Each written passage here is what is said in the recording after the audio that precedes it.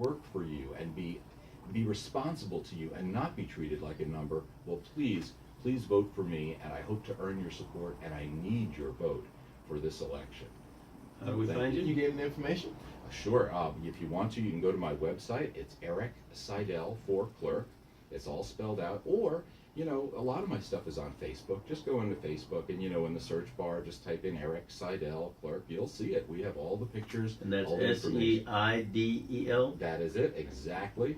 And, I think hopefully people remember me and know that I am there for you, not there just to run a political hierarchy or career. Not just getting that retirement pay set up? Exactly. I mean, there's a lot of folks, and, God bless, but this is not the time to do that.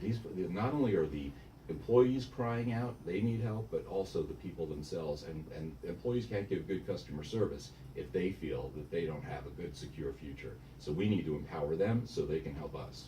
Excellent. You're here. Also part of the process is the clerk of the court position serves both the city and the county.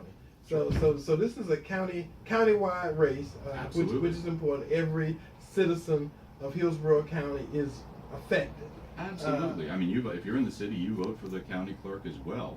And I've been walking it. I'll tell you, I have been going from, Sun City Center up to Riverview, up to Brandon, through all North Tampa, Lutz, and New Tampa. I have walked almost every precinct that there is to let people know how important this is and what an important race it is, and that we can, when people don't have access to the courthouse, that is when public distrust arises, and that's when we have civil unrest, and you see all these things. If we can open up the courthouse, I want to put videos on the website so people don't have to read through the legalese. They can look on there how to file a claim and how to get a domestic violence injunction and how to appeal and all of that stuff, so that they'll be able to see what they need and welcome people to the courthouse, not shut people out.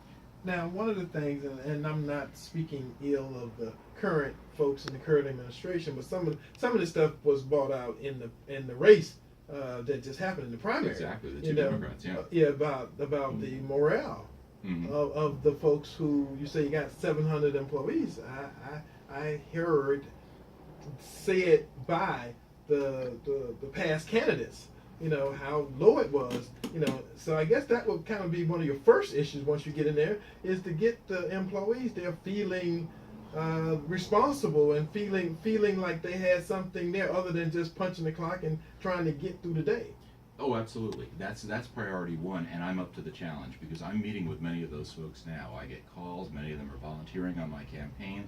I have a lot of the inside information as to what's going on there. Of course, not to reveal here, but you're correct in saying that there is a lot of discontent.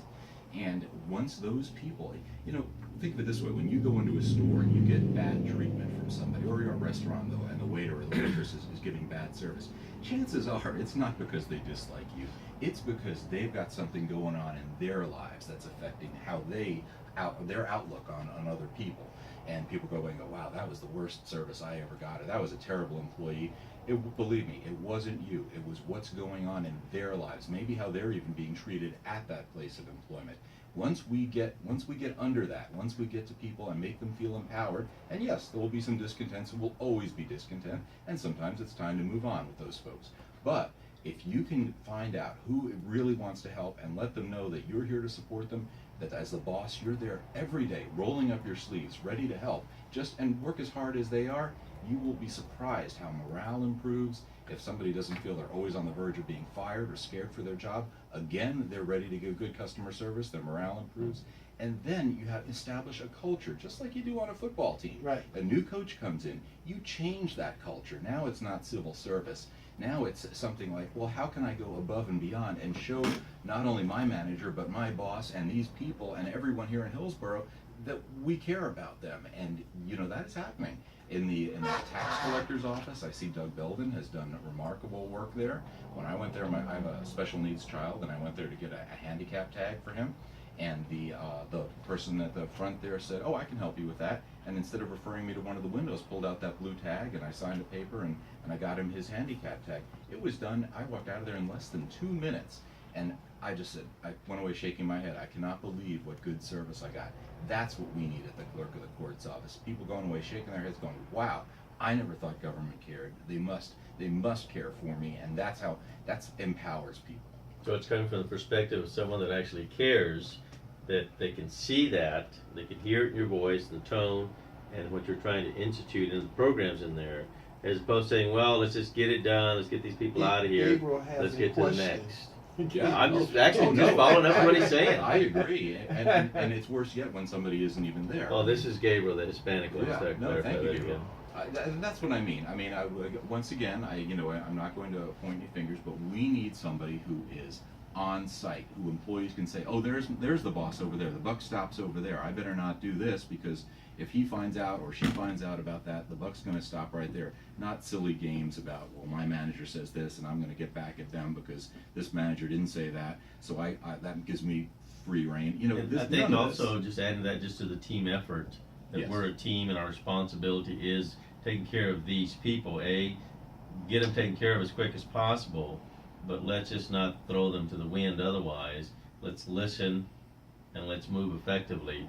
And for them to see everybody else moving like that and you in the midst of it, you're right. That would be a cohesiveness and build teamwork there, which I think would be excellent. And then the key is to move that into the customer service world, because once you have your team that is empowered and ready to go, well, then that helps everybody, because Excellent. you don't get treated like a number. You get treated like a person, because this person knows that your cares and your concerns are valuable too, because they're not wrapped up in whatever they're wrapped up in. They're ready to help you, and that's what matters. The And ultimate technically, service. again, the people coming in are the employers. That's right. Just a thought. And I'm going to add this because I think, and based upon who our audience is here, nobody loves going to the DMV. I'm just Right. gonna Mm-mm. say. Right. I'm just gonna say. I don't know anybody that smiles and say, "Oh man, I got to go down to the DMV." I can't wait to get there, I yeah. can't wait to get to the DMV. And it's a lot of. I mean, they It's got that a. civil service mentality, because you know Right. you're going to get. You know what? It's because you're getting a number and you get treated like a number. You're there to get your driver's license number, and that makes you feel even more like a number, and then you get treated like one, right? And I was gonna say the DMV is the worst, but the next worst place is going to the clerk Yeah. because it's the same system. The parking tickets. It's just different. It's just different people, but it's the same system, and people get. I have the pleasure of having to go there several times, not because I was getting arrested, not because I was Parking paying tickets. tickets, but insurance stuff. Insurance stuff have you go down. It's a lot of different things to have you go there.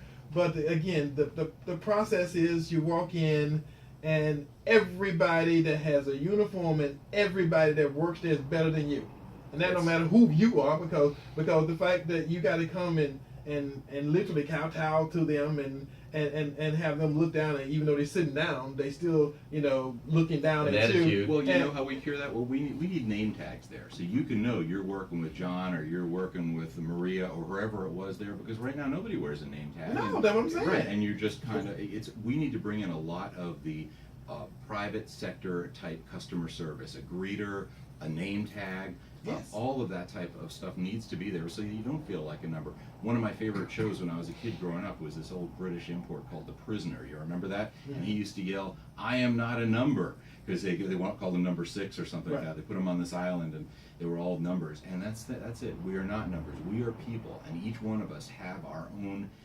needs, our own problems, and our own shining points. And we need to use those, and we need to help the people that need it.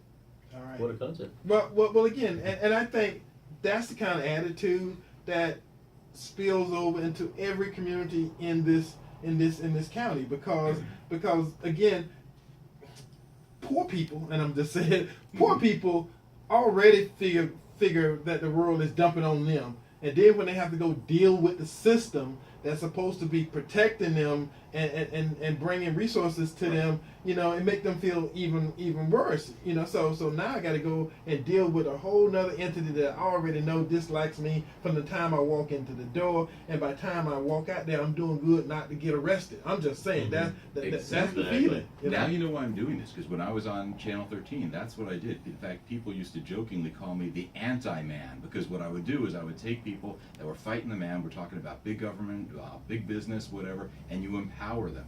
Well, they don't necessarily need one person to do that now. If we can empower everybody that comes to the courthouse, that will be the key. And I see it being the opposite of treating people